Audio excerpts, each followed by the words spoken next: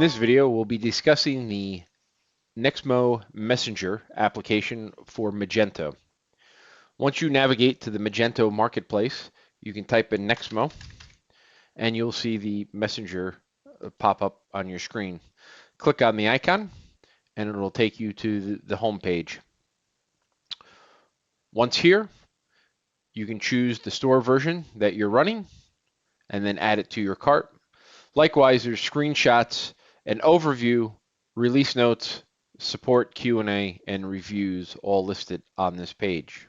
Once you've downloaded the application into your marketplace, you can click on the Nexmo Messenger on the side toolbar and click on Configure. Under the API credentials is where you would install your Nexmo API keys.